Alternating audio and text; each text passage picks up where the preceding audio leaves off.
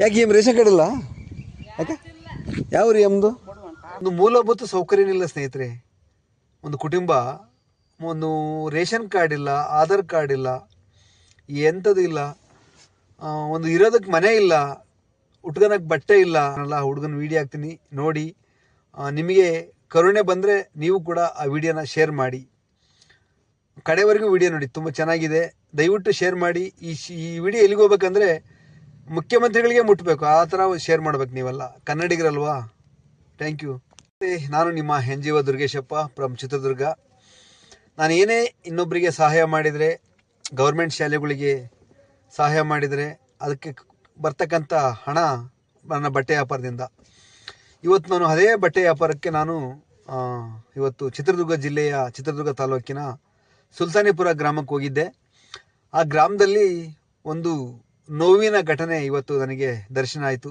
ಏನಪ್ಪ ಅಂದರೆ ಆ ಊರಲ್ಲಿ ಮತ್ತೆ ಆ ಮಗುವಿನ ಹೆಸರು ಮೋದಿ ಅಂತ. ಹಾಂ, ಮೋದಿ ಮೋದಿ ಅಂತ ಹೆಸರು ಇಕ್ಕಿದಾರ? ಅವ್ವ, ಎಷ್ಟನೇ ಕ್ಲಾಸು? ಹಾಂ, ಹೋಗ ಚಡ್ಡಿ ಹುಡ್ಗ, ಅವಳಿಗೆ ಒಂದು ಕೊಡು. ಹಾಂ, ನಿನ್ನ ಹೆಸರೇನು? ಹಾಂ ಹಾಂ, ಮಾಯಾ. ಅಯ್ಯೋ, ಮತ್ತೆ ಮಳೆ ಬಂದ್ರೆ ಬಿದ್ದೋಂಗೈತಲ್ಲಮ್ಮ. ಇಬ್ಬರು ಮಕ್ಳು ಇದಾರಲ್ಲ. ಏನಕ್ಕ ಹುಡುಗನ ಹೆಸರು, ಗಂಡನ ಹೆಸರು? ಅವ್ರ ಅಪ್ಪನ ಹೆಸರು? ಅಪ್ಪನ ಹೆಸರು ತಿಪ್ಪೇಸ್ವಾಮಿ. ರಂಗ ಮತ್ತೆ ಹಿಂಗೆ ನೋಡ್ಕೊಳೋದು ಯಾರ ಅಯ್ಯಮ್ಮ? ಹಾಂ, ರೇಷನ್ ಕಾರ್ಡ್ ಹಾಕಿಲ್ಲ. ಆ ಹುಡುಗ ಇಲ್ವಾ? ಅವ್ರ ಅಪ್ಪಂದೈತಾ? ಹಾಂ,